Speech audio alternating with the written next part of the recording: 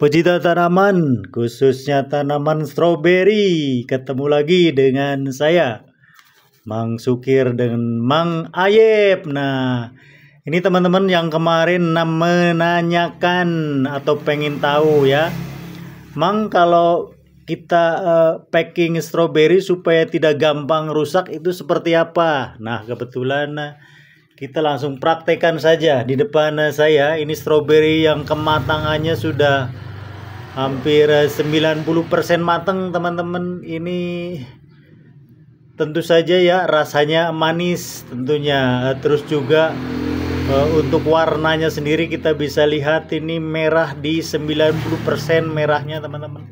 Saya perdekat seperti ini nih.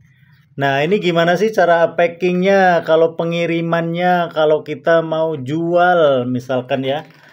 Kalau kita kresekin atau kita masukin kantong itu yang jelas itu akan gampang rusak teman-teman.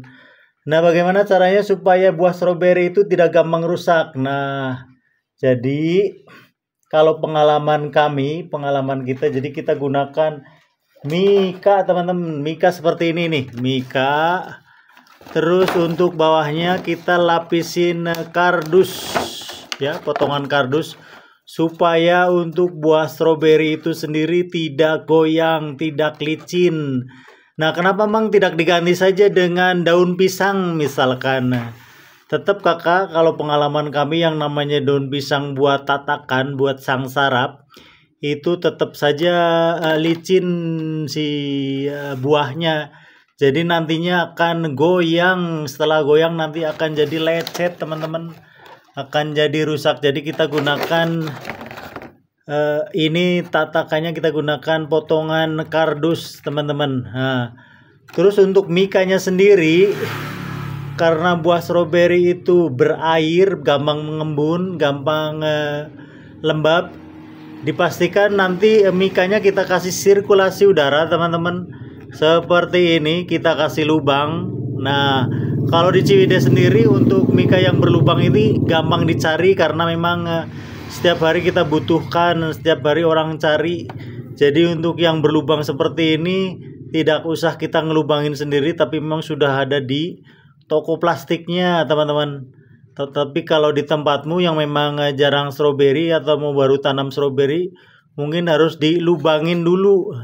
Nah, paling nanti beli alat untuk melubangin atau membuat sirkulasi udara seperti ini. Nah, ini tujuannya kembali lagi teman-teman, supaya si buah stroberi itu tidak lembab, tidak berembun teman-teman. Nah, kalau sudah tidak berembun, nanti akan meminimalkan daripada kerusakan, daripada lembab, daripada kalau bahasa orang Cisuren sini namanya naona? Busa. Berbusa, busuk, atau nanti gampang lonyot teman-teman. Seperti itu. Nah, untuk kemasannya sendiri kita bisa dikemas menjadi 2 susun seperti ini. Jadi untuk bawahnya grade-nya yang B, untuk yang atasnya kita kasih grade-nya yang A atau yang besar-besar, supaya nanti dari penampilannya itu menarik teman-teman.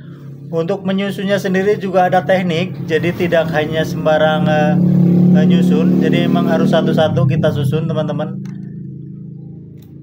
Jadi tidak dimasukin begitu saja, kita cari ukurannya yang pas, yang sesuai dengan ruang yang ada. Jadi kita sesuaikan, kalau misalkan ruangannya kecil ya kita ngambilnya stroberi yang kecil, kalau yang besar ruangannya kita juga ambil yang besar.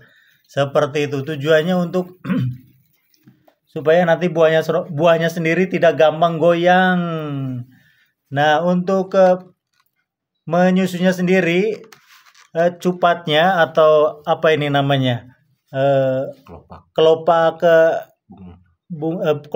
buahnya, nanti kita usahakan itu posisinya ada di bawah teman-teman, seperti ini, sehingga nanti penampilannya lebih menarik. Kalau kita dibalik, selain tidak rapi, ketika disusun juga nanti gampang goyang, terus juga penampilannya nanti tidak menarik. Begitu teman-teman.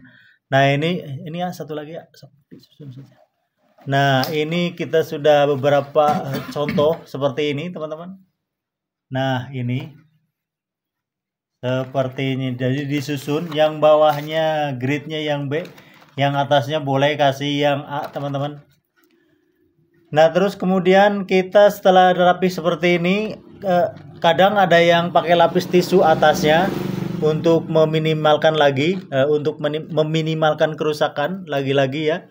Tetapi kalau di sini tidak menggunakan tisu, jadi seperti ini saja.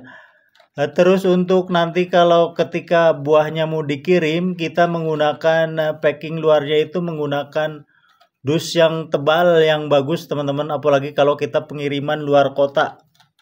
Seperti ini, teman-teman, nanti penampilannya. Nah, nanti kalau sudah masuk dus juga diusahakan si posisi mika ini jangan miring ya. Tapi diusahakan diamparkan saja, ditidurkan saja ya. Tujuannya kembali lagi supaya si buah itu tidak goyang-goyang. Nah, seperti itu teman-teman. Oke, nanti kalau kalian kurang paham, kurang jelas, bisa masuk di kolom komentar atau saya cantumkan nomor WA saya di deskripsi. Saya Mang Sukir dari Desa Lebak Muncang, Kecamatan Ciwidey, Kabupaten Bandung. Mudah-mudahan postingan saya kali ini ada manfaatnya.